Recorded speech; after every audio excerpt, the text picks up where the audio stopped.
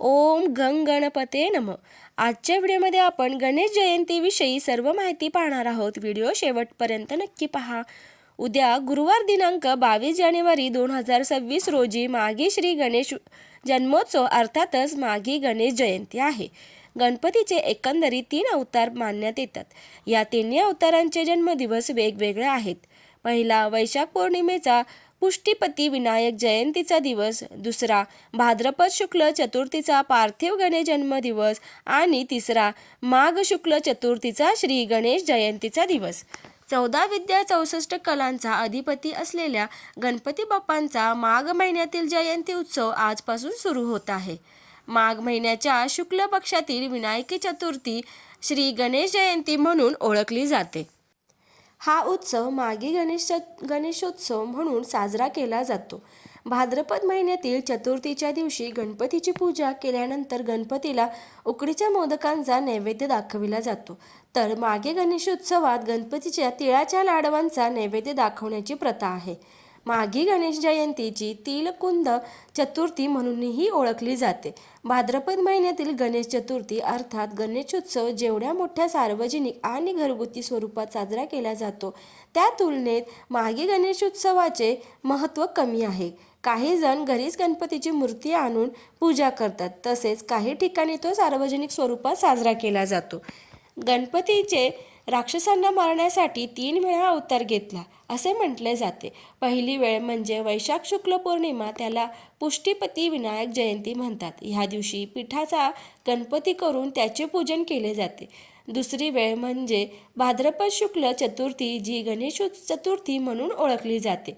या दिवशी मातीच्या मूर्तीचे पूजन केले जाते. हे पूजन म्हणजे एक प्रकारे पृथ्वीची पूजा असते.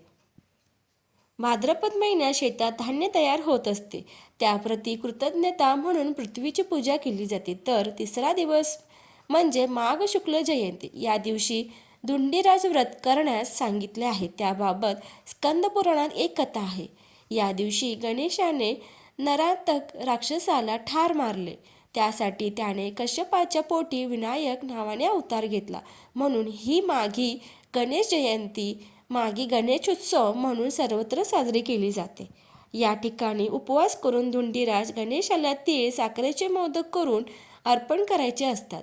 एक वेळ उपाशी राहून या दिवशी जागरण करायचे असते. पूजा कशी करावी ते पुढे पाहूया. मातीची मूर्ती आणून तिची प्राणप्रतिष्ठा करावी.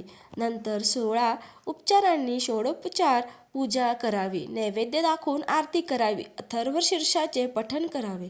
अथर्व याचा अर्थ स्थिर राहणे. मनाची एकाग्रता साधण्यासाठी अथर्व शीर्षाचे पठण फलदायी ठरते.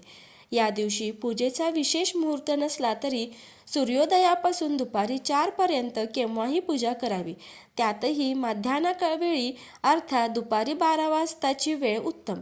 माघी गणेश जयंतीचा उत्सव हा 1 दिवस की त्याहून अधिक दिवस साजरा करावा, हा निर्णय प्रत्येकाने स्वतः घ्यावा.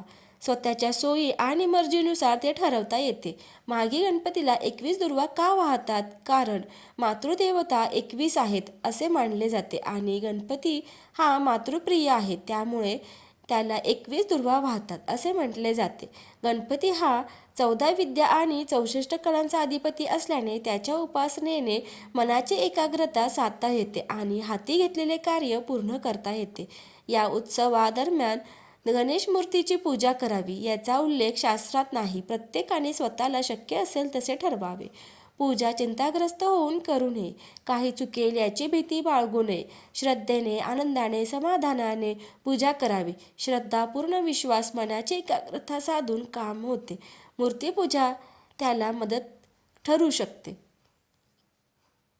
माहिती आवडल्यास व्हिडिओला लाईक, शेअर आणि सबस्क्राईब करायला विसरू नका. धन्यवाद.